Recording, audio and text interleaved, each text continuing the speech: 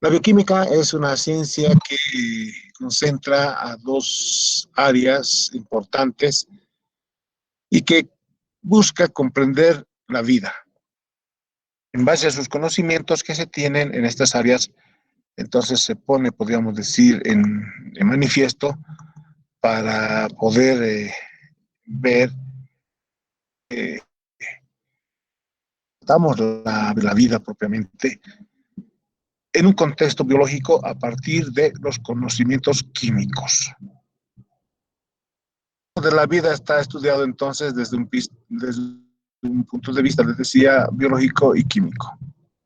Biológico porque es el medio, la célula fundamentalmente, donde se van a producir muchos fenómenos químicos. Esa célula que se considera como la unidad fundamental de la materia. Ya entonces no solamente existen procesos biológicos, también existen procesos químicos.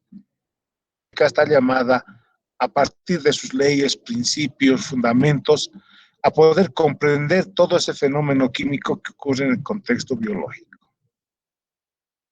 La biología se considera entonces el entorno donde se realiza el fenómeno, ya les decía, ¿no? La biología. Por eso que vamos a hablar de organelos, vamos a hablar de la mitocondria, vamos a hablar del ribosoma, vamos a hablar de las membranas celulares, del núcleo, y todo eso es parte de la biología, específicamente la célula. Y la química interpreta esos fenómenos con sus conocimientos. Es una ciencia también básica que estudia la materia en términos de su transformación, en términos de su generación de energía. ¿Qué va a ocurrir en el organismo vivo, en la célula?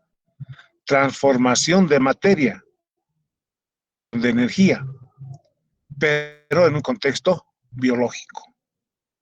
Tienen las herramientas completas, la química, para interpretar todos esos fenómenos.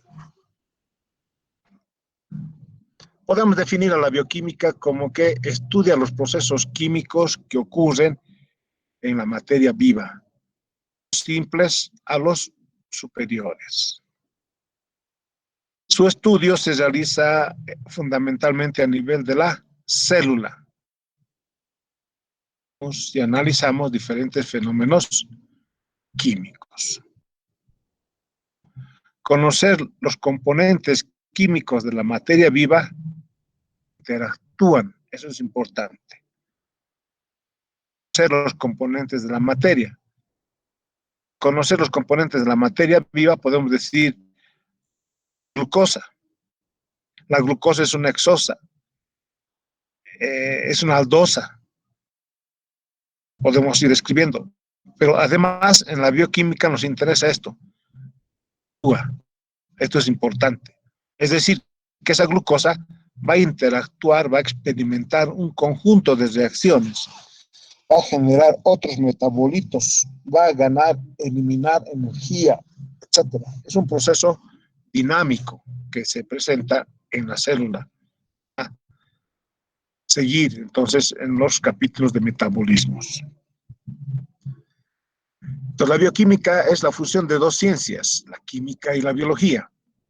Y hoy en día existen fusiones de varias ciencias. La físico-química, por ejemplo, es la fusión de la física con la química que permite el estudio desde el punto de vista físico en los contextos químicos.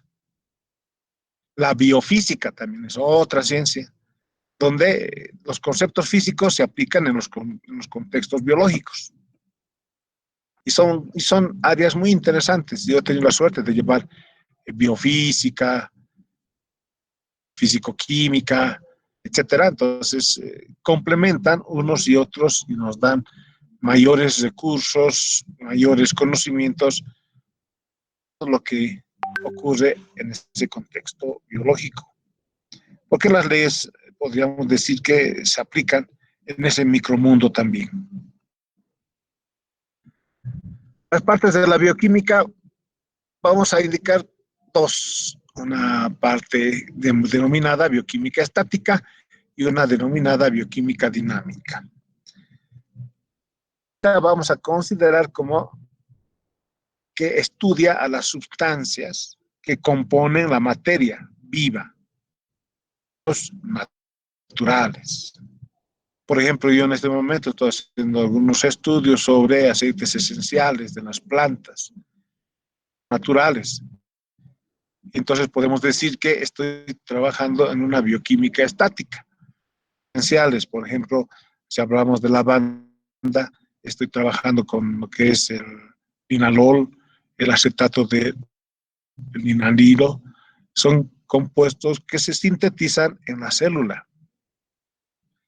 Los he identificado, he visto sus propiedades físicas, sus propiedades químicas, su estructura química y qué características más tiene.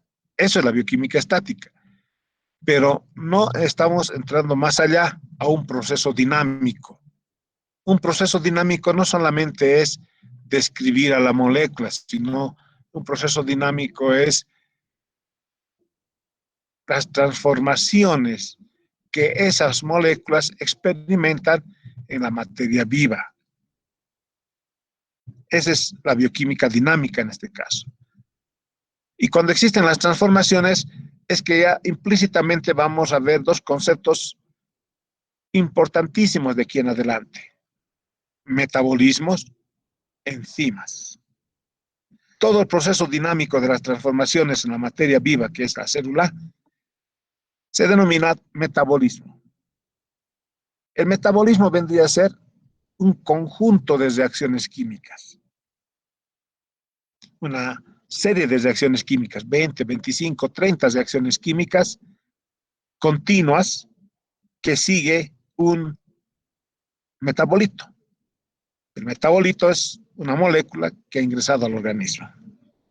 Tipo, ya hemos ido viendo, una glucosa es un metabolito. La glucosa, por ejemplo, va a entrar al organismo y va a seguir un proceso metabólico. Lisis, por ejemplo. Esa glucosa se va a degradar hasta piruvato, ya en la célula. Y de piruvato se va a unir al ciclo de Krebs, a la cadena respiratoria y va a generar energía. Les había indicado que los carbohidratos son generadores de energía. Toda esa ruta, cómo empieza a generar energía. Ahora, los compuestos orgánicos se caracterizan porque no son sustancias químicas muy reactivas en su reacción. Requiere este contexto biológico de un otro componente importante para que esas reacciones químicas sean. Esos son los catalizadores hacen que las reacciones orgánicas sean más rápidas. Los catalizadores se sintetizan en la célula y tienen su acción en la propia célula. Esos catalizadores de aquí en adelante se denominan enzimas.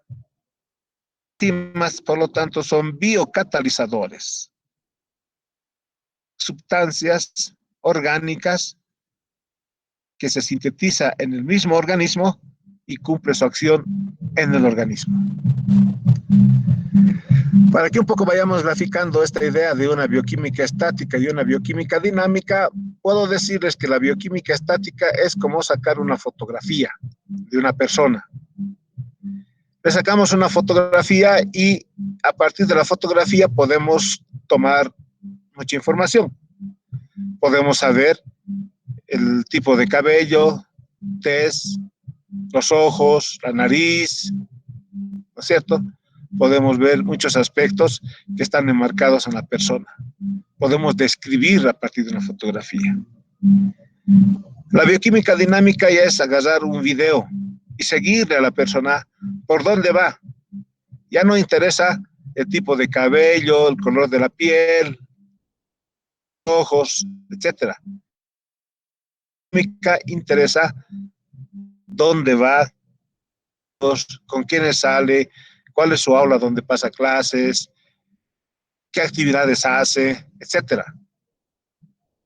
Sigue la ruta de esa persona. Entonces, la bioquímica dinámica va a ser algo similar. Los metabolitos los va a identificar y va a seguir toda todo ese proceso, por decirlo metabólico, toda esa ruta de conjunto de reacciones químicas hasta llegar a degradarse. Porque todos los macronutrientes que hemos ido viendo, carbohidratos, lípidos y proteínas en la primera parte, que ya hemos repasado en términos de sus propiedades físicas y químicas, los, fundamentalmente vamos a hablar de los carbohidratos y los lípidos, generan energía. Las proteínas generan mínima cantidad de energía porque su objetivo es otro, es el de cubrir el recambio celular estructural del ser vivo. Bien. La bioquímica, al ser una ciencia, tiene ramas quiere decir que emergen de ese tronco común llamado bioquímica, que permite especificar su estudio.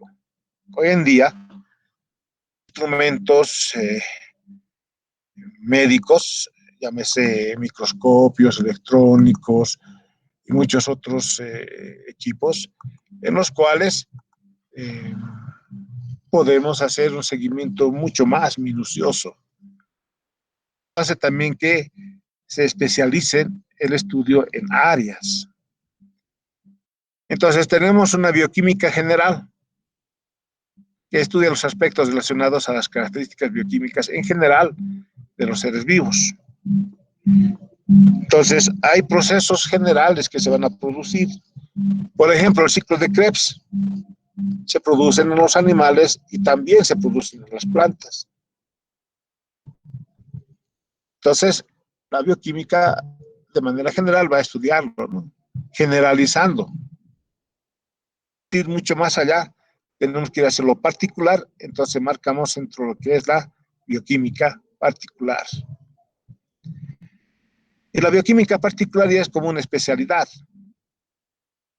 Tenemos una bioquímica comparada que estudia las diferencias y semejanzas que existen entre los diferentes procesos metabólicos y los metabolitos en su composición. Compara. Es más o menos, ustedes han debido ver una anatomía comparada, ¿no es cierto? Una anatomía comparada. Entonces, a partir de la anatomía comparada, existen cuestiones comunes como también diferentes.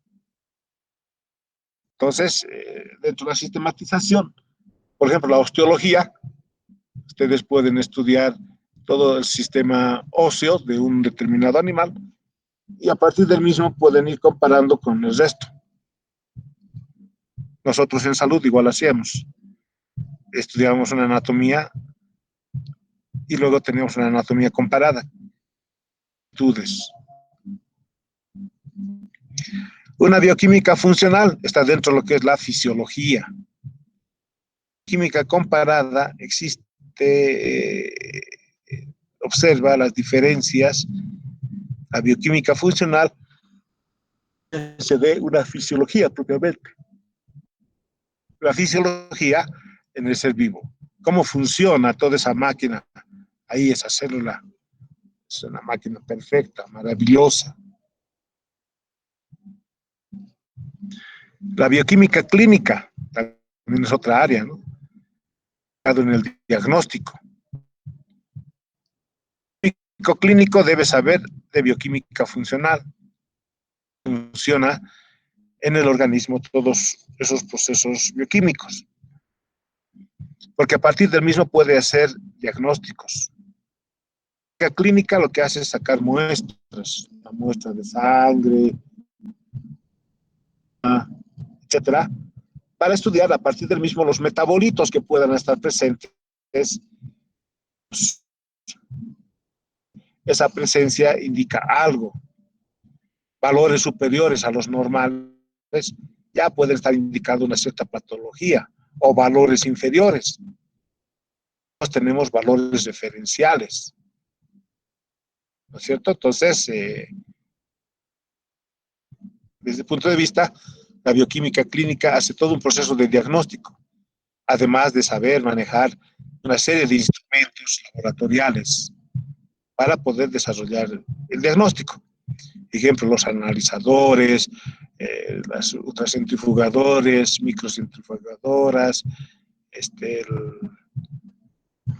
los kits correspondientes para los análisis, porque la mayoría de los análisis que se desarrollan actualmente ahora son enzimáticos. Ya son muy sensibles y específicos. Sin embargo, hay otras que se tienen que hacer con fundamento químico, obviamente. La bioquímica patológica está relacionada con las enfermedades. ¿Cuándo se produce una enfermedad? Cuando un proceso normal, natural, experimenta una alteración o modificación. Por lo tanto, ya no es normal, proceso patológico. Entonces, la bioquímica patológica trabaja en ese aspecto. Por ejemplo, la bioquímica clínica puede ser capaz de sangre, una hiperglicemia, eso lo ha determinado. El bioquímico clínico va a decir si hay un exceso, puede deberse a varios factores. Ha habido mucho dulce, ingesta, consumiendo muchos carbohidratos. Podría ser que de pronto teníamos una fiesta, un cumpleaños, había tortas, golosinas, refrescos, gaseosas, una buena cantidad de carbohidratos, los cuales están acumulados en nuestro organismo en su proceso biodegradativo. Un análisis clínico obviamente nos va a salir valores por encima de los valores normales de glucosa en sangre. Pero eso no quiere decir que hay una enfermedad, sino es una cosa casual. Porque después seguramente vuelve a los valores normales. Pero dentro de un rango de hacer un screening, una suerte de análisis seriados, permanentes, están fuera de lo normal, entonces ya no es producto de una dieta, está fallando en el organismo. Y entonces, ¿por qué está elevado la concentración de glucosa en sangre si la dieta está controlada, todo? Y eso se traduce en una enfermedad, la diabetes, ¿no es cierto?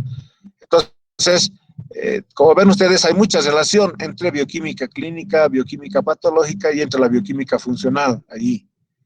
Normalmente deberían de eliminarse, ¿no es cierto?, bioreguladores de glucosa como es el glucagón y como es la insulina, porque está elevada la concentración de glucosa. En términos funcional hay un equilibrio que permite que una cierta cantidad de glucosa esté presente en sangre y el resto pueda ser absorbido hacia el interior de la célula para generar energía. La que se encuentra en sangre obviamente va a ser también útil e importante porque existen, como el caso de las neuronas y todo ello, que son consumidores de glucosa, que es importante para ellos. Sin embargo, si no ocurre eso, no ingresa la glucosa hacia la célula, ya el ser vivo carece de energía, de calor, porque la glucosa no se está biodegradando como debería de ser y se está acumulando en la sangre. Entonces, eso es un proceso patológico y se tendrá que hacer un tratamiento, ¿no es cierto? Identificar un tratamiento. La farmacobioquímica también es otra área muy importante que nosotros debemos tomar en cuenta, aquellos fundamentalmente que trabajamos en salud, porque los fármacos son sustancias químicas. Y las sustancias químicas, obviamente, al igual que de las que hemos ido mencionando, que son los normales, naturales, en el organismo un proceso biodegradativo para cumplir su función farmacológica. Dentro de ese proceso, los fármacos se van a biodegradar y van a generar metabolitos. Metabolitos que deben ser eliminados. No, muchas veces no es recomendable que esos metabolitos se acumulen. Son eliminados como residuos. Entonces, cuando hablamos de una farmacobioquímica, estamos hablando de los fármacos, de los medicamentos, del principio activo, la dosis. A veces ocurre una suerte de un uso indiscriminado de los medicamentos. Indiscriminado fundamentalmente por la gente de la sociedad que no conoce de estos conceptos, no conoce de lo que es el manejo del fármaco y piensa que los fármacos son de uso universal.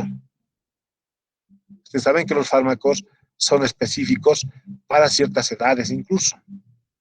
No es lo mismo un antibiótico para un niño que para una persona mayor, en términos de dosis, en términos incluso del tipo de antibióticos.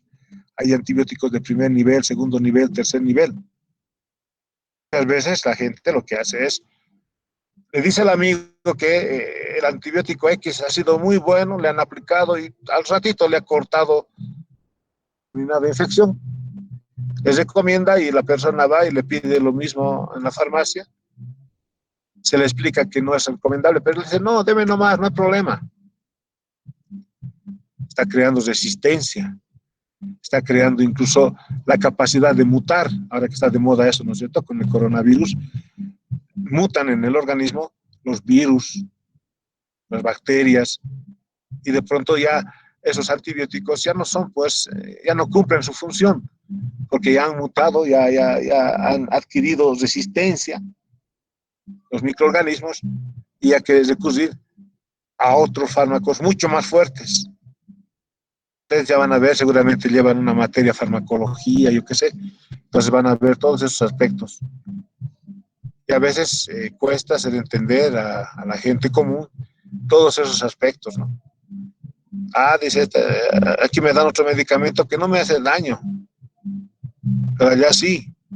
O este medicamento no me hace efecto, pero allá sí. Entonces, es que también los organismos no todos son iguales. Hay que ver muchos aspectos. Por eso que el profesional de salud siempre pregunta una serie de datos, ¿no es cierto? Procedencia, de dónde viene, si existen algún tipo de enfermedades en la familia, qué se ha servido últimamente, etcétera, etcétera, que le da a uno la idea de qué es lo que ha ocurrido previamente. Y todo ello se traduce dentro de lo que es la farmacobioquímica. Ejemplo que lo comentaban hace años cuando daba clases a un grupo de coroneles de la policía, decían y que uno de ellos hizo un estudio por Centroamérica, no sé si es Panamá o por ahí, y había visto un fenómeno muy interesante. El fenómeno era que en la academia de policías, de pronto, todos los cadetes eran musculosos, parecían Johnny Bravo, se ubican, ¿no? Johnny Bravo, ese personaje de caricatura, musculosos y los brazos grandes y todo ello, ¿no? Y entonces decían, pero ¿qué es lo que está pasando? Todos, claro, hacen ejercicios y todo ello, pero algo está pasando, tanto los hombres como las mujeres. Entonces hicieron un estudio y el problema estaba en la alimentación, que consumían pollo, pollo, pollo y pollo, ¿no? Evidentemente pollo, la dieta estaba girando alrededor del pollo. Más allá, los pollos obviamente en las granjas los hacen crecer, pero de una manera rápida. Les dan hormonas de crecimiento, les hacen un tratamiento de tal manera que lo que interesa es que el pollo vaya creciendo y luego pues sea un producto para la alimentación.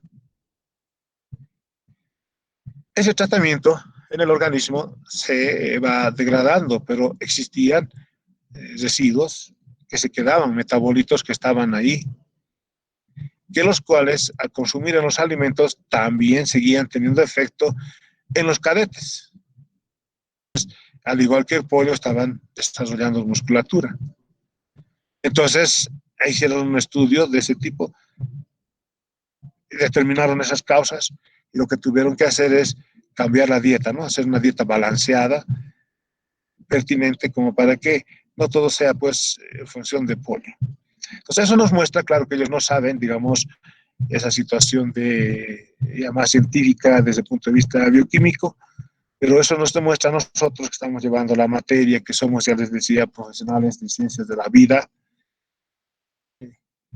Hay residuos, metabolitos que van a tener efectos posteriores, fundamentalmente en el caso de los alimentos. Y todo eso estudia la farmacobioquímica. Bien, metabolismos. Ya les decía que metabolismos es un conjunto de reacciones químicas que se desarrollan en el organismo. Se considera como una propiedad de los seres vivos. Cuando un ser muere, deja de tener procesos metabólicos en su organismo. La temperatura disminuye, ya no tiene macro, micronutrientes, etcétera, todo colapsa, se detiene. ¿Ya? Entonces el metabolismo vamos a considerar como un conjunto de reacciones químicas que pueden ser de este tipo, biodegradativos y de biosíntesis. La biodegradación también se denomina catabolismo, biodegradación, y la biosíntesis se denomina anabolismo. ¿Ya? A veces dice hay un proceso catabólico, hablando de una biodegradación. Hay un proceso anabólico de biosíntesis. Ambos son parte del metabolismo. Entonces, ¿qué quiero decirles con esto? Que el metabolismo permite biodegradar como también biosintetizar moléculas en el organismo vivo. Cuando consumimos lípidos, ¿no es cierto? Lípidos consumimos en los alimentos, nuestro organismo los va a degradar esos lípidos. Ayer vimos los lípidos, ¿no es cierto? Esos lípidos los van a degradar. El centro principal de la biodegradación es las beta-oxidaciones y los van a degradar generando energía y todo ello. Pero no todos los lípidos. Además, ayer veíamos que esa cadena hidrocarbonada puede ser un número elevado de carbonos, ¿no es cierto? Eso hace que se va a generar metabolitos que van a entrar al ciclo de Krebs para transformarse en ATPs. Pero no todos logran ingresar. Otros se almacenan. Otros, como no pueden ser biodegradados en energía, se almacenan como una fuente de almacenaje. Los famosos rollitos, ¿no es cierto? Y entonces, a ese nivel se encuentra lo que viene a ser ya el proceso de biodegradación. Pero también el organismo tiene que sintetizar estructuras lipídicas específicas para el organismo. Ayer veíamos los glucolípidos, los fosfolípidos, que son parte de las estructuras celulares. Eso el organismo sintetiza en función de las necesidades que requiere el organismo propiamente. Entonces vemos ahí una biodegradación y una bio. Lo mismo ocurre con las proteínas, lo mismo ocurre con la glucosa, les puedo dar ejemplo. Por ejemplo, la glucosa entra como parte de nuestros alimentos al organismo. Les decía que incluso pueden ser disacáridos, polisacáridos, deben reconvertirse hasta monosacárido, glucosa. Hay procesos de isomerización, habíamos comentado ya todo eso. Esa glucosa va a degradarse hasta piruvato. El piruvato va a entrar al ciclo de Krebs y se va a degradar totalmente, generando energía. Y eso es lo que el organismo requiere, energía. Nosotros, si no tenemos energía, no podemos desarrollar nada. La energía es vital para el ser vivo. No todos los carbohidratos serán transformados en energía. El exceso de carbohidratos se almacena como glucógeno. A nivel de los músculos, a nivel hepático, se va a almacenar. Otro momento, ¿no es cierto? Para que en algún otro momento se pueda recurrir a esa fuente de almacenamiento y generar la energía. El organismo requiere energía constantemente. No puede haber un momento en el cual se deje de generar energía. ese momento generar permanentemente energía, ¿ya? Pero ¿qué pasa en algunos estados especiales que se presentan, por ejemplo, de gestación?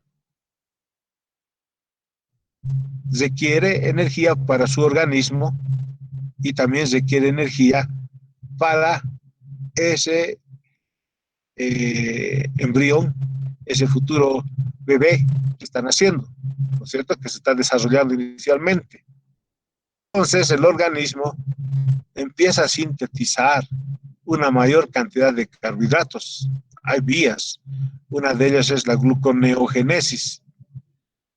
La vía de la gluconeogénesis permite que a partir de residuos metabólicos sintetice glucosa porque tiene que abastecer la necesidad de la madre y del bebé. Entonces ahí estamos viendo también el otro momento de la biosíntesis, ¿no es cierto? Proteínas, ni qué decir, las proteínas son macromoléculas que nuestro organismo los va a degradar esas macromoléculas hasta liberar, y esos aminoácidos siguen siendo degradados, liberando los grupos aminos y carboxílicos que hemos ido viendo en las estructuras de los aminoácidos, que son los constituyentes comunes. Ahora, cuando, por ejemplo, como en esta época de resfriados y todo ello, debemos sintetizar proteínas específicas para que nos defiendan. Esos residuos son importantes y a partir de los mismos el organismo sintetiza proteínas, pero específicas, proteínas transportadoras, pueden ser proteínas que defiendan al organismo, pueden ser proteínas eh, que sean parte de estructuras, etcétera. Entonces ahí estamos hablando de la biosíntesis. Y así, pues vamos a ir mencionándolos eh, con más detalle, con muchísimo más detalle más adelante. Pero no nos olvidemos que el metabolismo es biodegradación y biosíntesis, es catabolismo y anabolismo. Y al hablar de metabolismos, de degradación y síntesis, no debemos olvidarnos nunca de estos otros componentes que están presentes ahí. Yo diría que cada reacción química tiene la presencia de una enzima en el organismo vivo. Por lo tanto, existen N cantidad de enzimas, diferentes tipos de enzimas en diferentes cantidades para favorecer todo lo que estamos hablando. Las enzimas tienen una participación muy activa. Gracias a ellas, todo el proceso bioquímico se lleva adelante. Cuando hay problemas a nivel de enzimas, hay problemas a nivel bioquímico, que se traduce con patologías o enfermedades. De ahí incluso que existe en el área de salud, tenemos médicos, bioquímicos, que hacen sus maestrías y sus doctorados solamente estudiando enzimas, porque es todo un mundo las enzimas.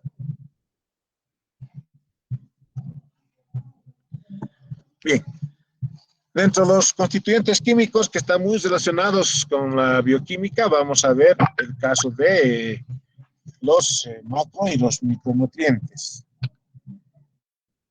Este es el aspecto de los macro y micronutrientes.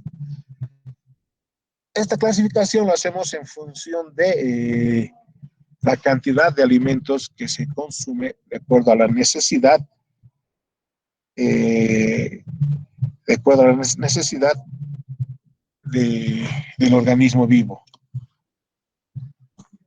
Necesitamos consumir elevadas cantidades de carbohidratos, proteínas y lípidos, necesarios para el funcionamiento normal de nuestro organismo.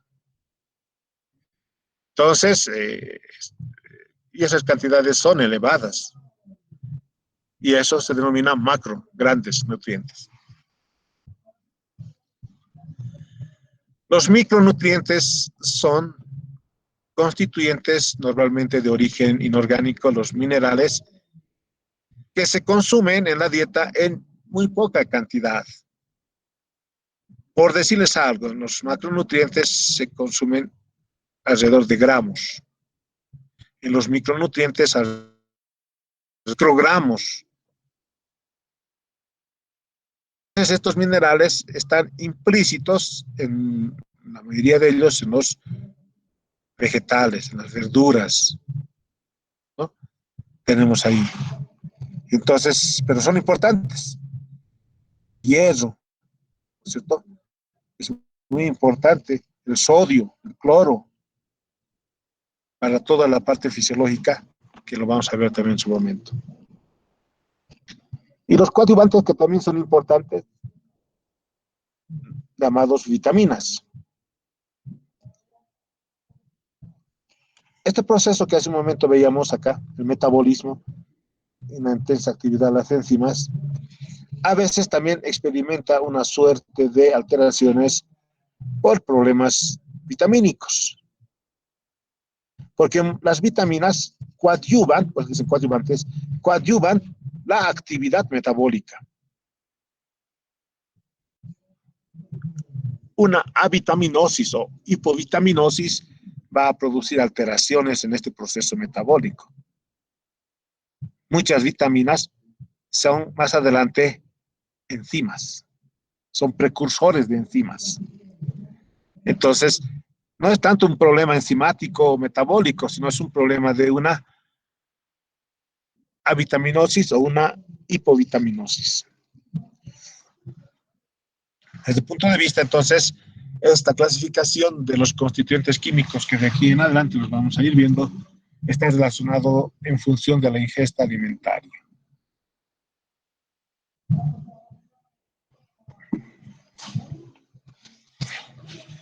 Cantidades exactamente no les voy a decir cuánto necesitamos de carbohidratos, de proteínas, de lípidos, etcétera, en una otra materia que se llama nutrición. Entonces ahí se hace una serie de cálculos en función del peso, la edad, etcétera, etcétera, ¿no es cierto? A nosotros nos interesan, de manera general, no tanto las cantidades, sino cuál es el proceso bioquímico que estos tienen en el organismo.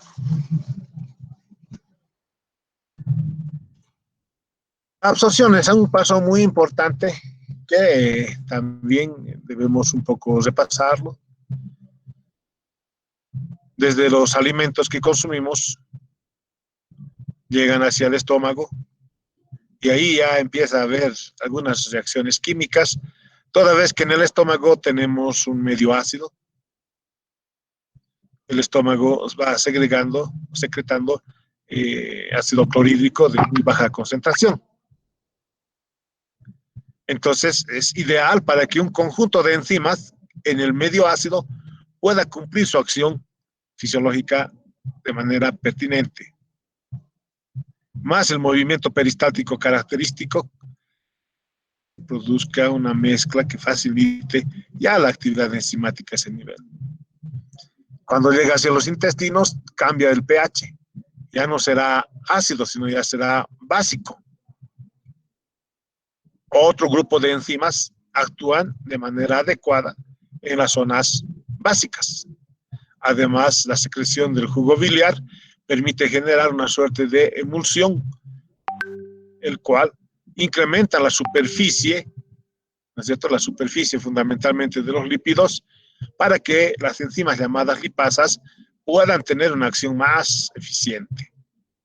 En todo ese proceso biodegradativo, lo que estamos haciendo es reducir esas macromoléculas de tamaño grande hasta estructuras más pequeñas. Estamos hidrolizando, como en el caso de las proteínas, para que luego, a nivel intestinal, podamos llegar específicamente a la mucosa intestinal, estas regiones que es rica en terminaciones de capilares, ¿no es cierto? Se puede aprovechar esa característica para el paso de esas moléculas del organismo vivo, para que pasen con ayuda de algunos transportadores. Aquí ya está una estructura proteica, por ejemplo, como son los kilomicrones. Y de ahí pasan a torrente sanguíneo. Y de torrente sanguíneo, pues se van dirigiendo hacia las células.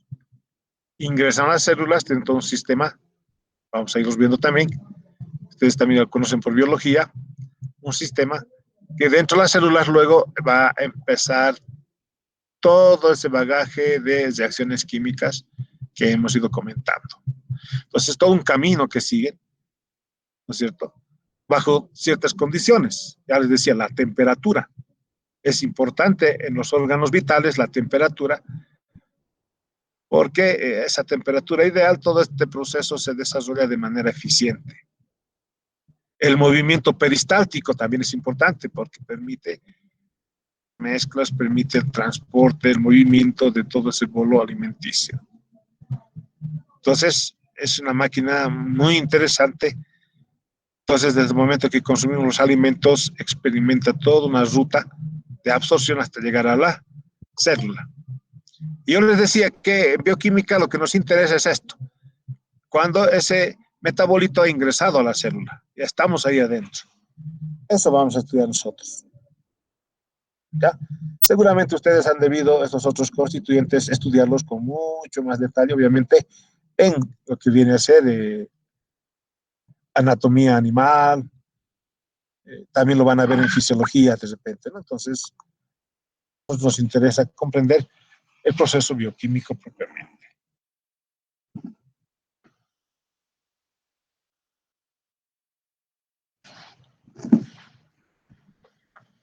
Bueno, llegando a la célula, tenemos que hablar de este organelo, que lo estudian muchas ciencias. La biología molecular, nosotros como bioquímica también. Actualmente, muchas cosas dentro de la célula que ocurren todavía son incógnitas. 21. Tenemos muchas herramientas, microscopios electrónicos de gran alcance, de contraste, etcétera, etcétera, que va más allá, pero de pronto aún así es todo un mundo fascinante eso de la célula. Vamos a encontrar una serie de organelos. Nosotros vamos a hacer permanentemente mención de las mitocondrias. Bueno, las mitocondrias como la suerte de eléctricas, podríamos decir, energéticas del ser vivo. Ahí nos vamos a generar energía. Vamos a hablar de los ribosomas. Los ribosomas, organelos importantísimos, y en algún momento vamos a hablar sobre todo de proteínas que están relacionados con la síntesis de proteínas. Vamos a hablar ahí, vamos a tener quizás una charla o dos charlas, dos clases, temática que es el coronavirus. Vamos a hablar del de los famosos mecanismos de síntesis de anticuerpos y todo ello. La membrana celular, ¿no es cierto? Importante, al igual que las membranas mitocondriales, cumplen una serie de funciones, el mismo citoplasma, etcétera. Entonces, el proceso bioquímico va a estar centrado en este organelo, la célula, perdón, en esta unidad fundamental del ser vivo como es la célula y sus diferentes organelos. Cada uno va a cumplir algunas funciones que desde el punto bioquímico nos interesa. Claro que hay otros que también están relacionados, pero más desde el punto de vista biológico propiamente. Cuando les hablo del proceso biológico, ustedes muy bien lo saben, es hablar, digamos, de la fotosíntesis, de la mitosis. La fotosíntesis es un proceso bioquímico, ¿no? De la mitosis, la meiosis, división celular, esos son procesos biológicos propiamente.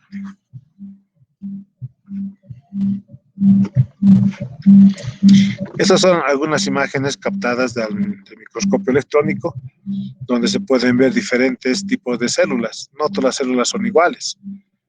Las células renales, células epiteliales del riñón, ¿no es cierto? Usando algún tipo de tinción para poder identificar a cada una de ellas. Del ganglio espinal, o las células musculares, que son aquellas que tienen estructuras estriadas, van teniendo, de acuerdo a su función, también varían en su forma. O la membrana celular. Este es un diagrama de esa membrana celular. Ustedes muy bien lo conocen, ¿no es cierto? La membrana celular, donde te vamos a encontrar una región lipídica, una región eh, carbohidratos, glucolípidos, proteínas, con los constituyentes que hemos ido indicando, ¿no es cierto? Y todo ello lo que hacen es permitir el paso de metabolitos desde el espacio celular hacia el espacio intracelular. La famosa membrana proteico-lipídico-proteico, donde es selectiva para los ingresos. Entonces, este es un esquema de un corte de la membrana celular. Entonces, vean ustedes las estructuras, las colas de los lípidos, esas estructuras hidrocarbonadas, ¿no? Este otro organelo importante, vamos a hablar mucho de la mitocondria, porque en este organelo van a llegar los lípidos, con lo que viene a ser las betaoxidaciones o todos los metabolitos de manera general. Bueno, son generadores de energía, eso es muy importante, y a partir de sus características, aquí vamos a hacer un pequeño zoom, vamos a ver que estas mitocondrias tienen esta región que estamos acá pasando, llamado matriz mitocondrial. Esa región es importante porque ahí en la matriz mitocondrial se producen las beta-oxidaciones, los lípidos ahí se degradan, generando energías. También ahí, en esa región, se produce el famoso ciclo de Krebs, en la matriz mitocondrial. Y esto que está con una coloración medio beige, café claro, ¿no es cierto? Y estas incrustaciones internas es la membrana mitocondrial, con sus famosas crestas mitocondriales, ¿no? Con las famosas crestas mitocondriales. Aquí vemos el espacio intermembrana. Entonces tenemos la parte externa de la membrana y la parte interna. Importante porque en esta región también se producen otros procesos. Ejemplo, la cadena respiratoria y la fosforilación oxidativa. ¿Ya? Ahora, no todos los metabolitos pasan directamente desde la parte externa de la mitocondria hasta la parte interna. Esta membrana mitocondrial también tiene una composición similar a la membrana celular. Es una composición muy similar. Si bien este es un diagrama que nos está mostrando, para que tengamos una idea nítida de cómo es el proceso, aquí en la parte de la izquierda vemos una imagen al microscopio, ¿no? Entonces, ahí se pueden ver esta parte que viene a ser las crestas, la matriz mitocondrial, etc. Vista al microscopio es un poco complicado poder ubicarse, entonces se recurre a los diagramas porque aquí está más esquematizado el proceso. Pero a partir de esto debemos relacionarlo directamente a estos otros.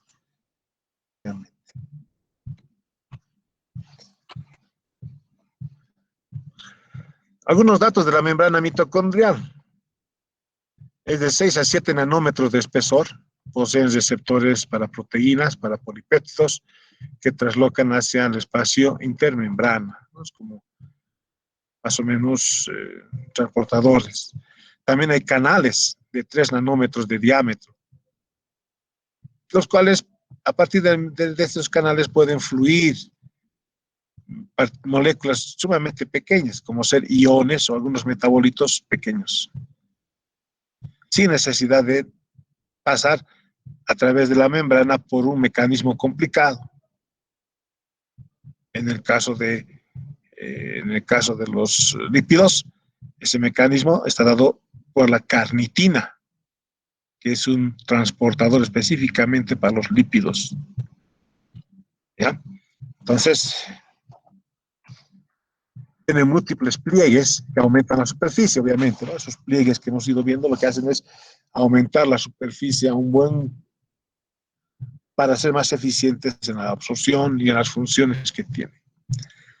Producen allá las oxidaciones, sintetizar ATPs, circular metabolitos.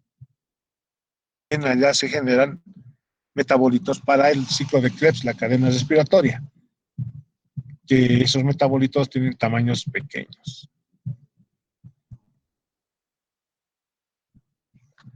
En la matriz mitocondrial tenemos un conjunto de enzimas, varias enzimas. Todas las que corresponden al ciclo de Krebs están ahí en la matriz mitocondrial. Ese es como un espacio gelatinoso, acuoso, ¿no es cierto?, donde están disueltos los metabolitos, las enzimas y todo lo que es necesario. El orden de las reacciones químicas se dan fundamentalmente por los potenciales normales. Los potenciales normales de cada reacción química ordenan. Nosotros vamos a ir viendo aquí algunos órdenes, pero son más que todo esquemáticos. ¿Ya? En la realidad, los potenciales normales ordenan los procesos. Ahí se producen las beta-oxidaciones, se producen una serie de eventos, la matriz mitocondrial. Este es un esquema para que puedan imaginarse, ¿no?, de la membrana mitocondrial. Este es una de las crestas. Y aquí nos está mostrando lo que vendría a ser bioquímicas que ocurren a nivel de la membrana mitocondrial. Vamos a ver por acá. Transporte de hidrógenos, de electrones, generaciones de los ATPs que les decía. Todo en la membrana mitocondrial. Esto se llama la cadena respiratoria y la fosforilación oxidativa. Está relacionado con las crestas. Y en la matriz mitocondrial propiamente se produce el famoso ciclo de Krebs, que va aportando metabolitos para que se active esto, la cadena respiratoria. Entonces, esta es la mitocondria, este es un corte de esa parte de la membrana, es la parte del citoplasma. Esta es la parte ya interna de la mitocondria.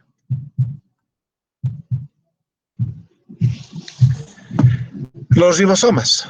Los ribosomas es otro organelo muy importante también que nos interesa a nosotros para la síntesis de proteínas. En los ribosomas con sus dos fracciones, 30 Weber y 50 Weber, para participar de manera intensa en la síntesis de proteínas. Y las proteínas pueden ser de diferentes tipos, todo enmarcado en su código genético. Su tamaño es de 0.025 micras. Vista al microscopio se ven prácticamente como unos puntos. Aquí están, ¿no?, imágenes de los ribosomas, como unos puntos prácticamente, ¿no?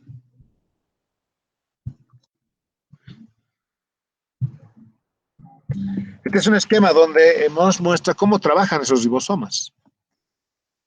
Está el ribosoma, el RNA mensajero que viene del núcleo, en el cual se ha hecho la transcripción de la información genética del DNA al RNA.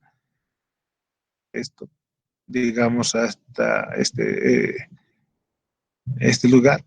Tenemos la fracción 30 y 50 Weber de los ribosomas que sirven de plantilla.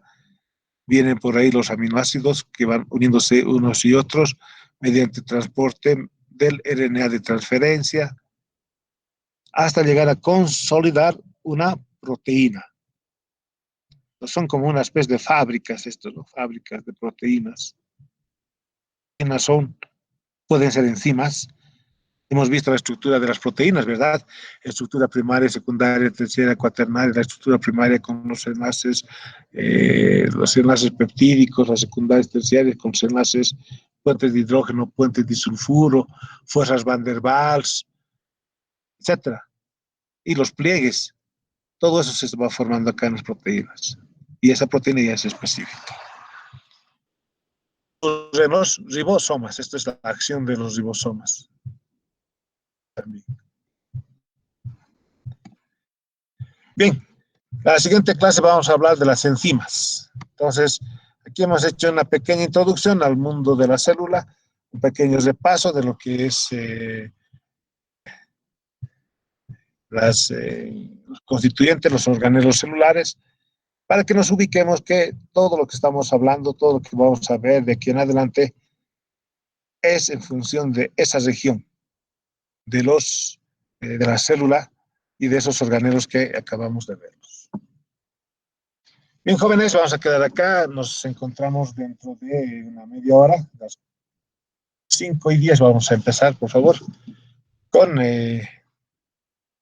disoluciones, un poco de disoluciones. Vamos a ver la estandarización, vamos a ver las diluciones que también son importantes. Bien, entonces nos vemos dentro de unos minutos.